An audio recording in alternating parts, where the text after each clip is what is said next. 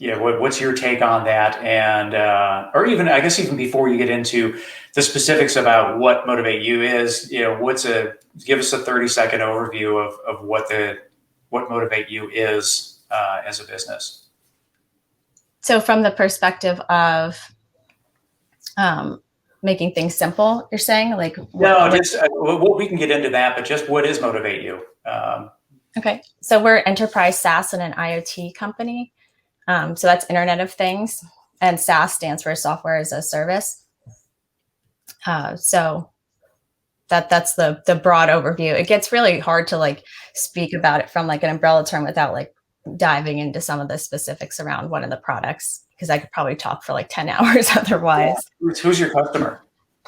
So the first niche that we're starting with is community-based fitness. Okay, so what's that?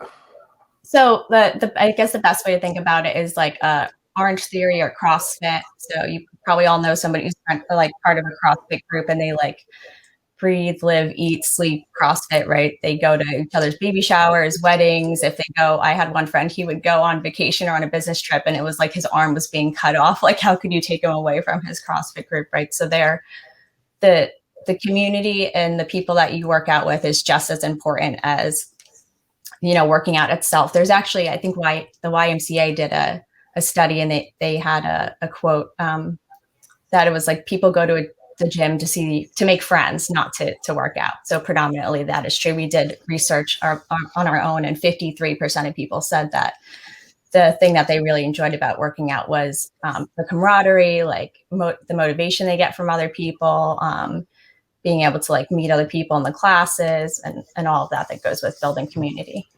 Interesting. I definitely think there's an aspect of that when someone else is going to be there, it also helps making you go into that place as well, right? And so I can definitely see that. I can definitely see the CrossFit aspect of that. And so what are people buying from a CrossFit gym, an Orange Theory gym, or these community-based gyms? What is MotivateU producing that these individuals or facilities can purchase? So right now we have this really big division between the brick and mortar gyms and the AI fitness, right? And so there's a lot of really large AI fitness companies that are kind of taking out and removing the trainer from the scene. They're also pretty much removing that class thing, and that you actually know the people in the class. If you go to CrossFit, and then you can go out to coffee, like we said, or you can go to a baby shower with people. If you're part of one of these AI communities, it's a little difficult to necessarily ever meet up with those other people in your class, if you can even see them at all, depending on what technology you're using. So we offer the ability for trainers to be able to have virtual classes in real time, and then provide that feedback by using some of the artificial intelligence and machine learning tech that can kind of be thought of in a similar way to the other companies, but instead of connecting you with a bot, we're connecting you to a real person.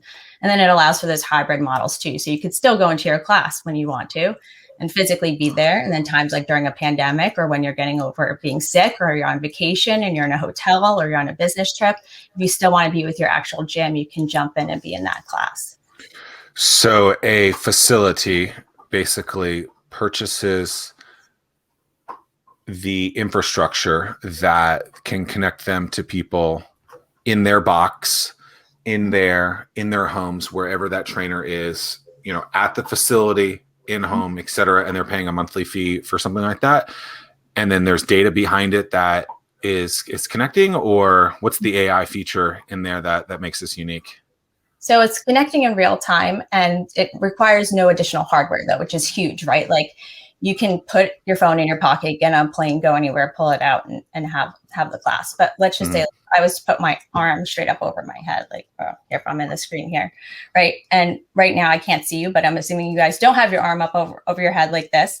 So the screen would alert me if I was a trainer, and then I would see whoever's doing the worst in the class, who's ever falling the most behind. And then I could see that person as the only person, And then I'd be able to give that person the feedback as opposed to looking at 30 screens and trying to. So it's using the camera person as the piece, not the actual hardware of a computer from an accelerometer perspective, which is what a lot of other businesses, I think, in the past were trying to do, where it's like, hey, you're doing this movement. So like my watch doesn't do this, but my friend has a watch where he does yoga and it knows that, oh, you just did these 43 poses. I don't know how it knows it, but it does that. And so that's the hardware piece, where this infrastructure is taking the camera in this use case. Is that right?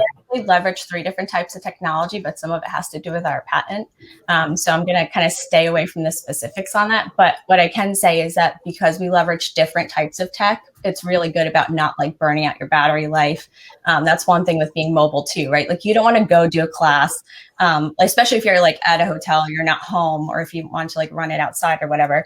And then the next thing you know, you have no battery or your phone overheats.